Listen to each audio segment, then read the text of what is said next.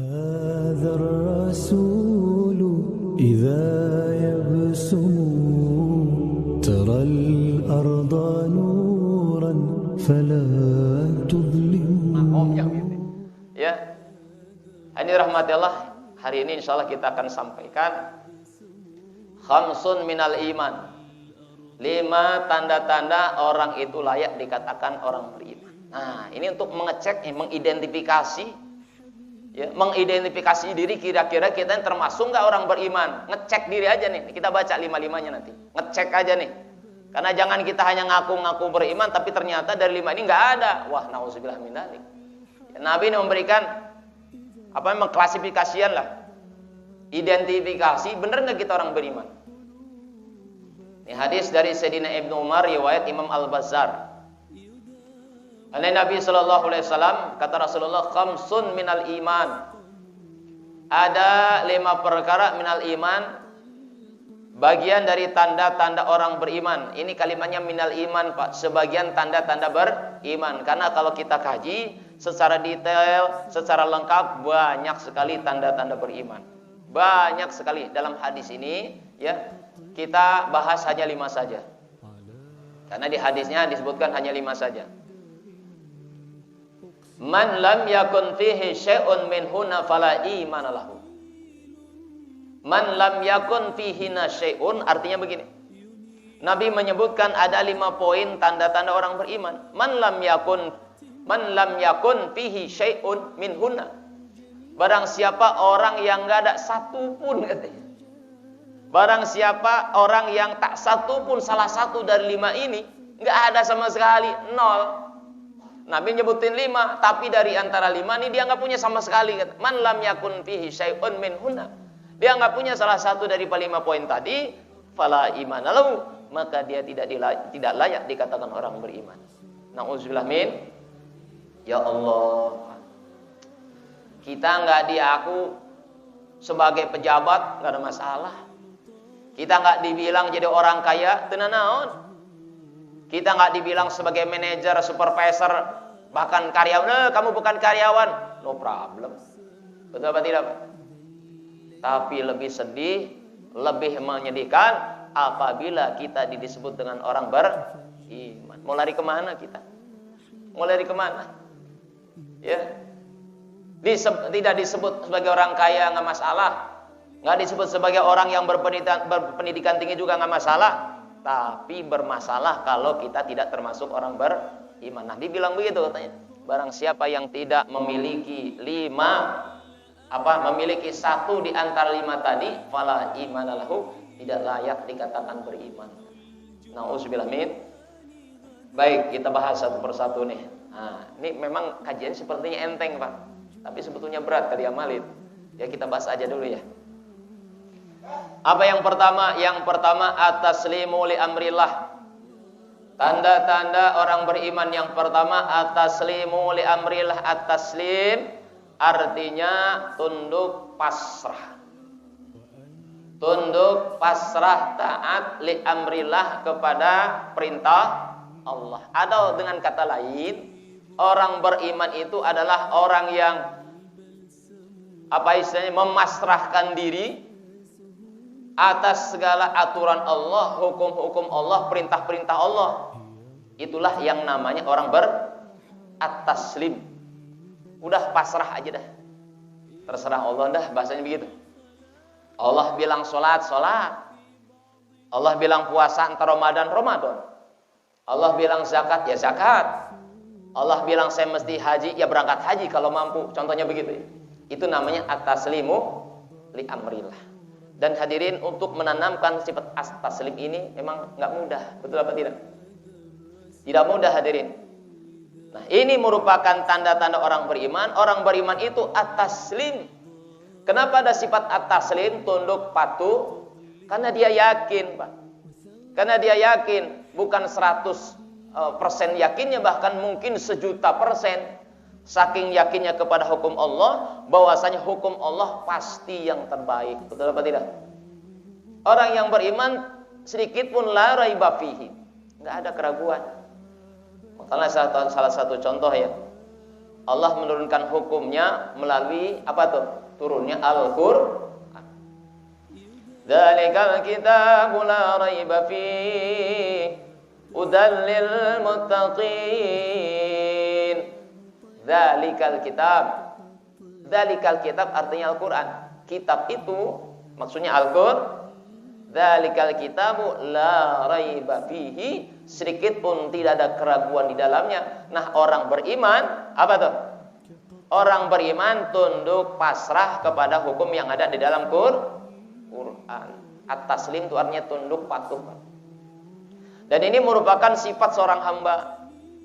Makanya subhanallah Pak, ngomong-ngomong masalah hamba, ini banyak orang merasa kita ini katanya hamba Allah. Saya ini hamba Allah, katanya begitu ya Pak ya. Iya, kalau mengklaim diri kita sebagai hamba Allah gampang, mudah saja. Tapi pertanyaannya, kira-kira kita diaku nggak sebagai hamba Allah? Itu pertanyaannya. Ada orang ngaku, Pak, saya ini karyawan Suzuki Pak. Oh, Bapak boleh aja ngaku. Pertanyaan saya, itu Suzuki ngaku nggak? Itu Bapak sebagai karyawan Suzuki? Kan itu pertanyaan. Enteng aja kita bilang saya hamba Allah, kita hamba Allah. Iya gampang. Tapi pertanyaannya, Allah ngaku nggak kita sebagai hambanya? Nah ternyata hadirin, seseorang layak dikatakan hamba Allah kalau sudah punya sifat at-taslim, tunduk patuh kepada hukum Allah. Nah seseorang layak dikatakan karyawan Suzuki, ya iya karena dia tunduk patuh kepada aturan Suzuki. Apa contohnya? Contohnya, ketika pagi hari dia bangun kemudian mandi, yang dipakai seragamnya seragam Suzuki, betul apa tidak? Maka dia berangkat ke kantor 6:30, sebelum jam 7 sudah masuk di dalam kantor. Kantornya di mana? Di GIC itu. Ada pabrik namanya pabrik Suzuki. Hadirin, kenapa dikatakan ini karyawan Suzuki? Karena dia taat kepada aturan Suzuki, bahwasanya adalah dia karyawan Suzuki. Mulai dari pakaiannya dia pakai pakaian Suzuki. Kemudian yang dimasukin pun kantornya kantor Suzuki, kerjanya pun kerjaan Suzuki. Nah, maka layak dikatakan sebagai karyawan Suzuki. Artinya orang ini dikatakan karyawan Suzuki karena dia mematuhi aturan pekerjaan yang diinstruksikan oleh perusahaan Suzuki. Begitu pula hamba, Pak. Seseorang layak dikatakan hamba Allah kalau dia betul-betul memiliki sifat at-taslim, tunduk, patuh, taat kepada hukum Allah. Ya Pak, ya, tapi ini nggak gampang Pak kalau tanpa didasari dengan iman. Contoh sederhana, yang sederhana saja ya, yang sering ulang-ulang nih, saya ulang-ulang. Masalah perintah sholat. Pak, ya Allah, berbicara tentang sholat, saya ingat dengan peristiwa Isra Mi'raj ya. Kenapa saya angkat ini bab sholat? Karena sholat ini, kata Rasulullah, as-sholatu khairu mawdu'in. Sholat adalah ketetapan agama yang paling utama.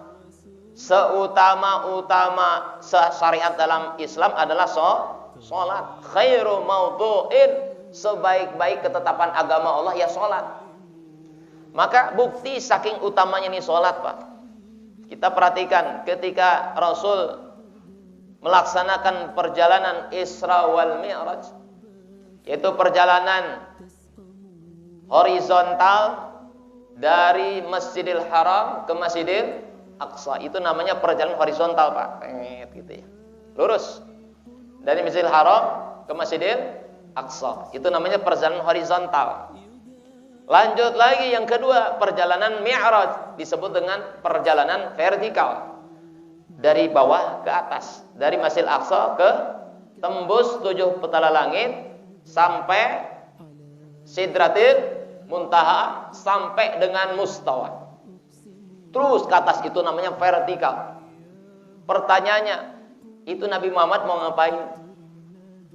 Perjalanan yang begitu spektakuler, perjalanan yang unlogik menurut orang saat itu, mungkin sekarang pun sama, unlogik. Karena sampai sekarang belum ada manusia yang bisa mengalahkan rekod ya, kalau bahasa rekod ya. Itu kan perjalanan yang rekod Pak. Tidak ada manusia bisa menjalankan misi secepat itu, bayangkan. Isra wal Mi'raj, perjalanan yang Nabi jalani tidak lebih daripada setengah malam. Padahal secara logika orang perjalanan dari Masjidil Haram ke Masjidil Aqsa zaman dulu, Pak, zaman dulu ya. Belum ada Lamborghini, belum ada Kijang Innova, belum ada Fortuner. Dulu masih pakai onta. Itu perjalanan Masjidil Haram ke Masjidil Aqsa ke Palestina kurang lebih 2 bulan perjalanan kata, baru nyampe. Lah ini Nabi Muhammad nggak sampai setengah malam. Maka logika orang saat itu pasti menolak. Betul apa tidak? Oke lah, kita lewat ceritanya. Kemudian Nabi naik ke atas sampai Sidratul Muntaha, sampai dengan Mustawa. Nah, disitulah Nabi jumpa Allah, dialog dengan Allah. Untuk apa? Untuk menerima titah perintah agama yang disebut dengan sholat. Ini membuktikan sholat ini menempati posisi tertinggi dalam syariat. Kenapa? Lihat Pak, untuk perintah puasa melalui wahyu, Jibril turun melalui wahyu, betul apa tidak? Perintah apalagi Pak? Perintah zakat melalui wahyu, Jibril yang turun. Perintah apalagi? Perintah haji melalui wahyu, perintah jihad melalui wahyu, dan yang lainnya. Tapi untuk urusan sholat, Nabi diundang langsung oleh Allah naik ke atas. Ini menunjukkan spesial nggak sholat itu? Spesial apa tidak? Baik. Hadirin, sholat merupakan satu hal yang spesial. Tapi ada tapinya nih. Hari ini banyak orang Islam menganggap sepele sholat. Mohon maaf hadirin. Orang mengatakan lebih prestis berangkat haji katanya. Betul apa tidak? Dianggapnya haji ini ibadah prestis, padahal yang haji nggak berangkat sholat juga gitu. Sholatnya pas hajian doang. Udah pulang haji mah nggak ke masjid lagi, nggak sholat lagi, kan ini na'udzubillah hadirin. Berarti menganggap sepele sholat. Dan hari ini fakta memang masih banyak orang Islam yang berani ninggalin sholat. Padahal orang yang layak dikatakan hamba, orang beriman adalah ketika mampu melaksanakan sholat. Seberat apapun kondisinya, ya tetap sholat. Itu namanya taslim. Saya sering tes ke Bapak kan, ini ujian berat nih buat Bapak nih. Apalagi orang-orang yang sudah punya levelnya supervisor, manajer ke atas nih. Ketika Bapak lagi meeting dengan director, dengan BO di board of director, atau dengan klien, atau dengan customer, atau dengan siapalah kira-kira, Bapak lagi asik meeting nih. Tiba-tiba kedengaran suara adzan, Allahu Akbar, Allahu Akbar. Pertanyaannya, lanjut meeting apa sholat dulu? Ini jawabannya nggak kompak nih. Bingung, ini ujian iman ini. Nih kita lagi meeting sama calon klien, omsetnya 5 miliar nih. Sedangkan meetingnya terbatas cuma setengah jam. Kira-kira lanjutin sholat apa meeting? Jujur, alhamdulillah ya. Kalau jangan orang-orang jujur. Berarti ini ujian ini berat apa enteng? Berat. Dikiranya gampang. Allah pengen ngetes nih. Kira-kira menurut kamu gimana? 5 miliar apa sholat kira-kira yang hanya 4 rakaat kata Allah? Orang yang mindset dunia, dia mengatakan lebih penting 5 miliar ya daripada 4 rakaat. Ini dia nih, terbukti at-taslimnya.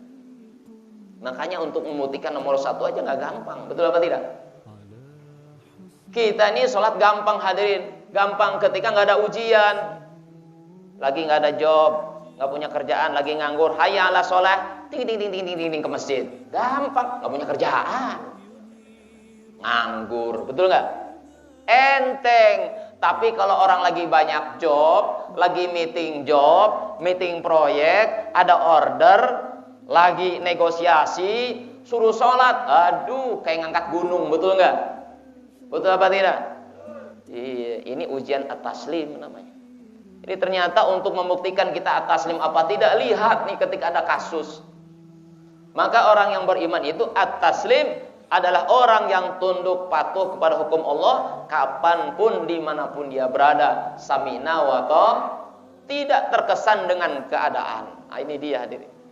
Ya, makanya sekali lagi saya bilang ujian berat nih nomor pertama.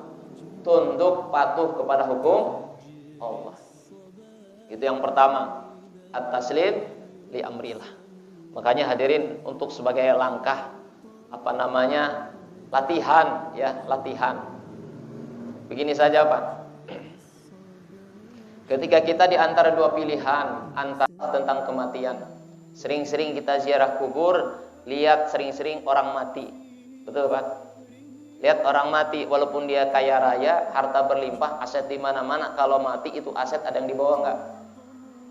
Pak, kita hadir nanti ada orang meninggal dunia, ternyata dia orang kaya raya, rumahnya mentereng, mobil mewah, istri cantik, aset di mana-mana, kalau dia mati dibawa enggak? Nah, ini sebagai pembelajaran ngingetin kita.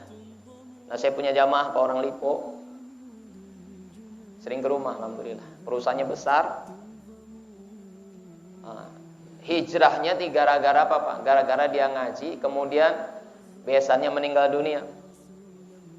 Orang Bandung, hartanya masalah dia bilang, ini dua-duanya orang kaya semuanya nih, besana.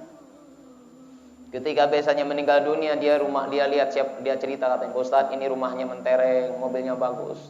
Tapi saya sadar saya nangis di situ. Kenapa? Setelah dia meninggal, saya perhatikan dia dimasukkan ke neraka, masuk liang lahat. Itu mobil rumah nggak ada yang dibawa. Dari mulai sejak itu Pak, ini jamaah saya ini subhanallah Pak, hartanya yang tadinya nggak kepikiran sekarang sudah punya pondok pesantren, alhamdulillah. Itu gambaran saja ya, merubah mindset. Jadi sekarang bagi dia bilang apa? Sholat is number one. Sekarang rumahnya dijadikan musola, subhanallah. Lihat kan? Hebatnya kalau orang sudah sadar bahwasanya dunia ini sebentar, dunia pasti kita tinggalkan. Yang kita bawa apa? Ada amal perbuatan masing-masing.